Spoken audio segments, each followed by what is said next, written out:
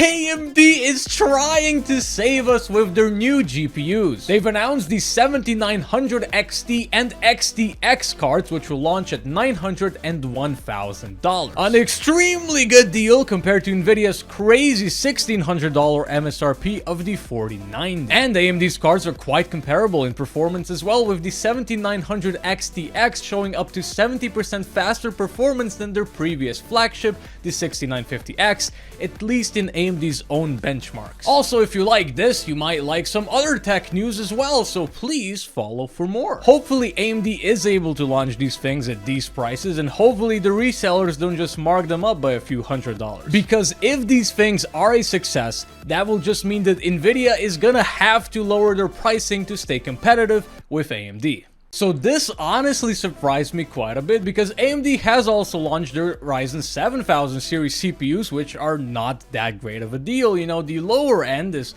quite expensive, especially considering the higher price for the platform, and the higher end is good, but you know, it's not crazy good like this thing, which seems like a really great deal. I mean, we might be returning back to the era of graphics cards that are just not absurdly priced. So their top model, the 7900 XTX, should come in at $1,000, which is a lot cheaper than Nvidia's 4090 for like $1,600 MSRP, which is just unaffordable for most people. These cards are getting more RAM, they are getting more performance, they are also getting new technologies such as FSR free, and hopefully these are actually a success, which, you know, could be pretty tough. You know, AMD might want to sell these at $1,000, but when they actually distribute them to their distributors like a store, the store might just mark them up by a few $100s, and all of a sudden these things just aren't gonna be as great of a deal anymore,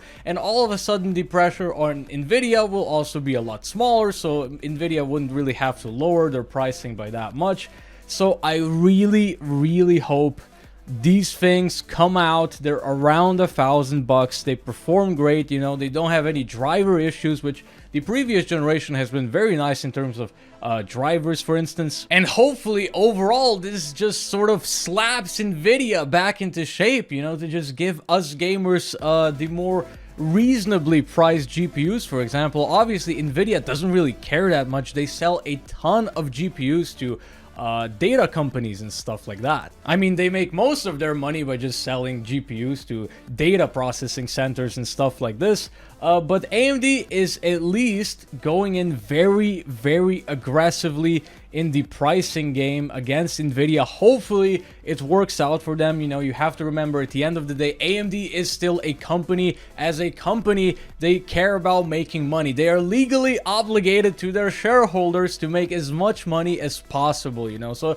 it's not that AMD is just this really nice guy here, or woman, you know, whatever, in the industry trying to give us great deals. You know, maybe they just want to sell more cards, but you know, this is a situation that would directly help us consumers, and I just really hope it works out and we can start returning to the more reasonably priced era of GPUs once again.